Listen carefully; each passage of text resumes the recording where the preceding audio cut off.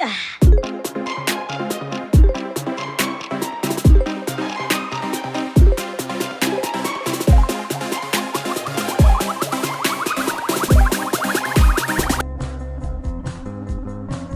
everyone, it's Moog. It's time for OU Giving Day 2026. Before we get started with the rest of our campaign, yesterday you heard from Toxidius about what we're going to be showcasing on the day of.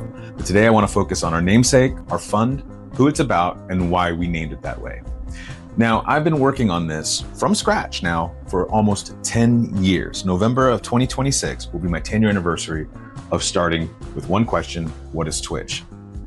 Along this journey, the goal was to build champions, to build leaders, to build those that could help pioneer and stabilize the topic of gaming and esports so that we could all have this for ourselves as well as the future generations. Gaming is not an unpopular topic.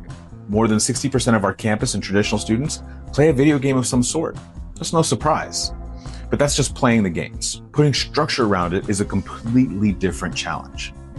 Now, as a byproduct of that, the goal would be to build students to become the best versions of what they're choosing to become, what they're studying to be, and the experiences along the way make them that stronger candidate for that career.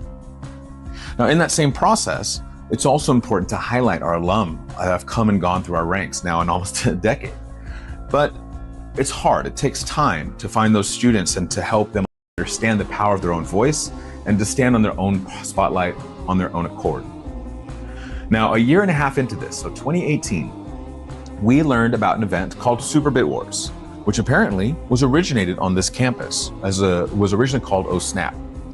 This event was coordinated by a student at the time by the name of Forrest Solidus Sharp.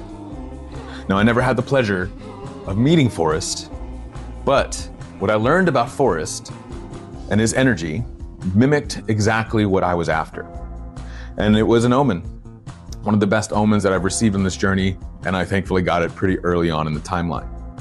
Now, Solidus believed in building community around the topic of gaming, and from a staff member, that translates to meeting students where they're at and providing an opportunity for them to mingle, to have a sense of belonging, to encourage each other, to bolster each other, to check on each other, to form bonds and form community.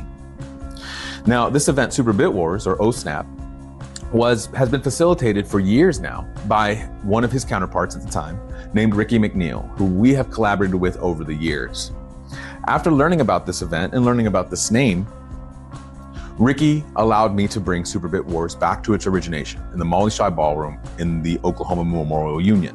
And it lived here for 2 more years before it's moved on to other places. And now it happens up the street at another university. No shade on that. That event is bigger than OU, and it symbolizes a community that is not bound by brands. Now, at Super Bit Wars at OU, Ricky and HXC and the staff there partnered with Forrest's mother, Mama Solidus, to do a documentary series to tell about who this person was and why Super Bit Wars came to be. And it ultimately inspired us to name our fund after a student who was posthumously awarded a degree from OU. And before his own first event could even happen, others in the community picked up that torch and made it happen still. Forrest is a pioneer around gaming culture cultivation in the state of Oklahoma and beyond. And that core is the same philosophy that I've had in gaming is for everyone, period. So the reason why our fund is called the Solidus Fund is in memory of a student, alum, and champion for the topic of gaming focused around the sensibilities and centering around community first. And that's exactly been our message all these years. So, Mama Solidus, as you see this, again, while I didn't get to meet your son, thank you for sharing him with the university and those that were here at that time.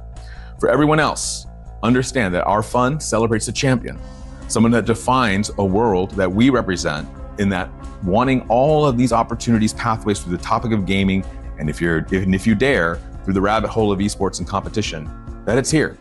But it didn't just start with me. It didn't just start with your students. It didn't just start with one alum. It was a collective effort. And it took those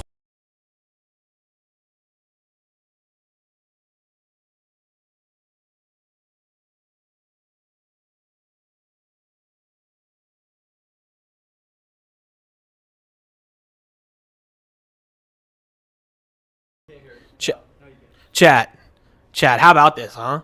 We're in a kitchen. That's nuts. That is quite crazy. I agree. So we've run into a bit of a pickle.